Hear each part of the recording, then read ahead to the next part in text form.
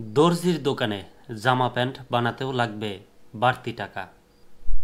অনেকেই দর্জির দোকানে গিয়ে মাপ দিয়ে পছন্দ মতো জামা প্যান্ট, থ্রি পিস সহ বিভিন্ন পোশাক তৈরি করে নেন। ফলে সারা বছরই কম বেশি ভিড় থাকে দর্জির দোকানে। যদিও ঈদের আগে সেটি কয়েক গুণ বেড়ে যায়। সেই ঈদের মৌসুম শুরু হওয়ার আগ মুহূর্তে টেইলারিং শপ ও টেইলার্সে মূল্য সংযোজন করা বা ভ্যাট বাড়িয়েছে। ফলে দর্জির দোকানে পোশাক বানাতে আগের চেয়ে এখন বেশি অর্থ ব্যয় করতে হবে। চলতি 2024 থেকে 25 অর্থ বছরের মাঝপথে এসে শতাধিক পণ্য ও সেবার উপর মূল্য সংযোজন কর বা ভ্যাট এবং সম্পূরক শুল্ক বাড়িয়েছে সরকার। গতকাল বৃহস্পতিবার এ সংক্রান্ত দুটি অধ্যাদেশ জারি করা হয়েছে। অধ্যাদেশ দুটি হল মূল্য সংযোজন কর ও সম্পূরক শুল্ক সংশোধন অধ্যাদেশ 2025 এবং দ্য এক্সাইজ অ্যান্ড সল্ট সংশোধন অধ্যাদেশ 2025।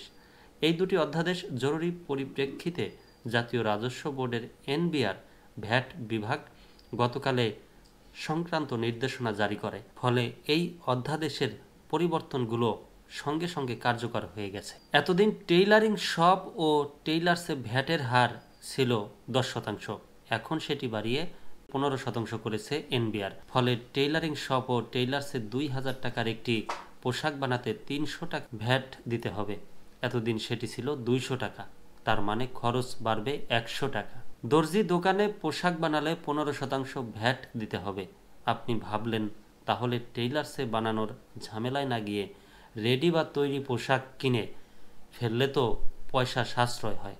না, তেমনটি ভাবার কোনো কারণ নেই। ব্র্যান্ড ও নন ব্র্যান্ড সব ধরনের তৈরি পোশাকের দোকানেও ভ্যাট বাড়িয়ে দ্বিগুণ করা হয়েছে।